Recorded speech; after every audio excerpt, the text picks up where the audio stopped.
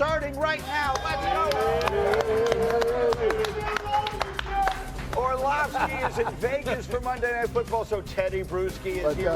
For the regular Monday crew, and it begins with the fifth meeting in 5 years between the Chiefs and the Eagles. First-time teams in different conferences had ever met 5 times in 5 years. They had split the first 4, including 2 Super Bowls. Here we go. Less than a minute to play in the first quarter. Saquon Barkley. Offensive line starts out dominating for the Philadelphia Eagles. Saquon ready to go. Eagles up. The other side, Chiefs down 7-3. We're under 3 minutes to go in the half. Rex, this was pretty much the offense. Yeah, absolutely. Patrick Mahomes running for his life. Why? Bruschi's going to tell us later why. Exactly. No blocking. Chiefs up 10-7. Now, this is the whole game. 13-10 Eagles, long drive, and the ball hits Kelce in the hands.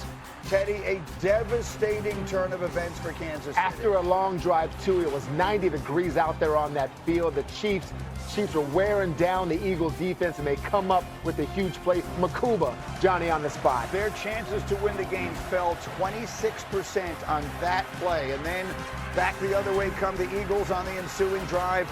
That's a 28-yard gain on 3rd and 10, and that sets up the absolute abomination that is the brotherly shove. Hurts in for the touchdown. Eagles go up 20-10.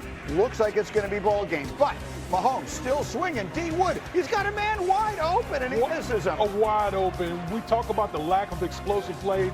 How often do you see Pat Mahomes miss those back? Well, you wouldn't see it a minute later because this time, let it go. The same receiver, and it's a perfect throw. Thornton with the catch, 49 yards. It's a 3-point game, and so now the Eagles just need to keep doing this. How the people who run the National Football League, who are so smart, allow their marquee game to turn into this, I will never understand, but that's what it was. Eagles run out the clock 20-17, and they hand the Chiefs their second loss to start this season. If you are under the age of 10, first of all, good morning, have fun in school. Second of all, this is the first time you've ever seen Kansas City 0-2. The last time it happened was 2014. Subsequently, the last time Patrick Mahomes was 2 games under 500 was his last year at Texas Tech in 2016. It is uncharted territory for Mahomes and the Chiefs. Obviously, we've never been 0-2, but we've had times where we've dealt with challenges before and lost games. And so I think the guys that we have in this locker room, they'll go back to work with that mindset of we're going to continue to work even harder so that when we step on that field this next time, we can find a way to win in those big moments like we have in this first 2 weeks.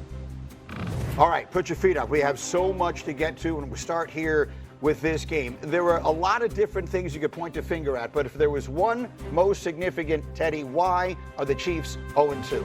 The inability to block. It's simple. It's fundamental football along the offensive front. Woody knows it. I mean, I see it as a defensive player that Patrick Mahomes not having time. And during the game, this is the one where they're trying to establish something. This is a power football running set right here, daring the Philadelphia Eagles to stop them on 4th and 1, and they get absolutely overwhelmed by the defensive line, by Jordan Davis, by all of the Eagles defenders. That's where they're winning. The line of scrimmage, Patrick Mahomes he's spectacular, but you can't ask him to continually scramble around and run and be the focal point of their rushing offense also every single game. That was the 4th and short early in the 3rd quarter from their own territory. They're trying to establish something. Instead, it turns into the field goal that's ultimately the difference in the game. And Rex, you watch this stuff through the eyes of a defensive coach. You saw something that demonstrated a blatant lack of respect on the part of Vic Fangio for the Chiefs offense. Absolutely, and here's why. Look, in the Super Bowl,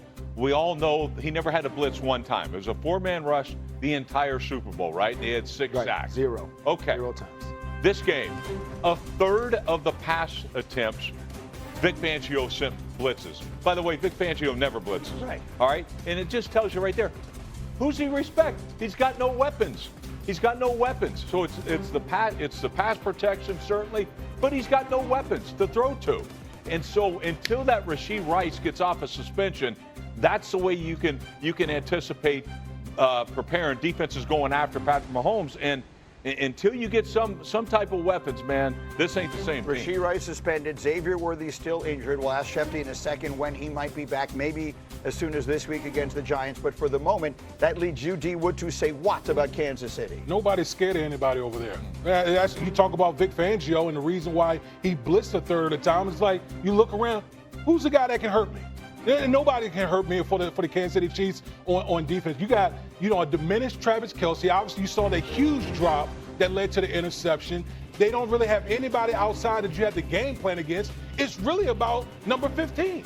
Number 15 pulling the rabbit out of the hat, doing spectacular things that we've been accustomed to him seeing. But if you don't have that, the Kansas City Chiefs have nothing on offense that threatens any of these teams out here. This is something you just can't come back from right here. I mean, the Travis Kelce drop was huge. I mean, this is after a 13-play drive. It's 90 degrees out there. They're wearing down the Eagle defense, and then all of a sudden, Makuba gets the play. But you know what?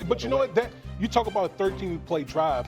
That's what we've been talking about with the Kansas City Chiefs. The problem. Because it is so hard to make these drives in the National Football League without any explosive plays. Okay, and then you go.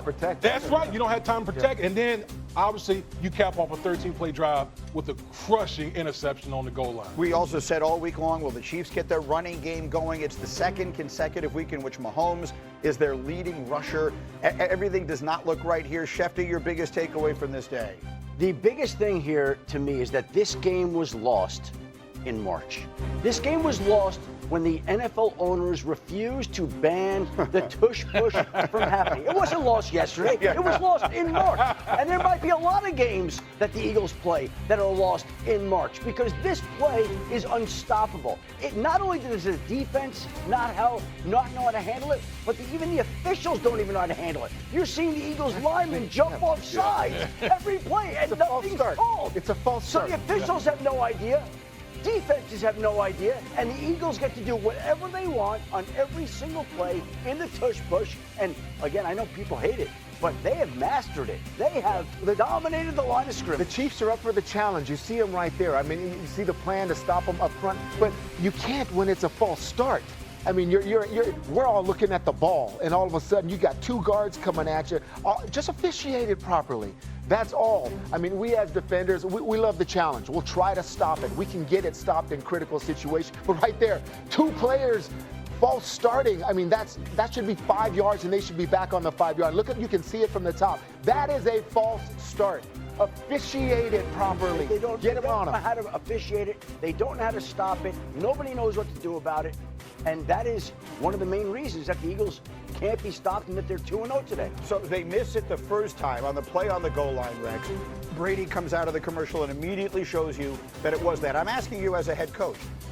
That word is relayed to you at some point, right? So does Andy Reid not say to the refs, hey, the next time they do this, be watching for the false start? Because they do it again on the next sequence, and it's not called again. Yeah, it almost looks like it's being taught. I mean, that's what I'm saying. So quite honestly, yeah, every coach in the league is going to say, look, we got to get this officiated correctly, 100%. And yeah, don't kid yourself. I think it's being taught because both guards fire off. Why would you do it? You've got to get some kind of movement to allow it. So they're teaching it this way. Come on, dude. And I think they say, oh, no, we're not. The hell you're not. Because it's not just coincidence, in my opinion. And I don't blame the Eagles for it. No, I don't even. If it's legal, do it. And if they don't call it, do it. Everyone.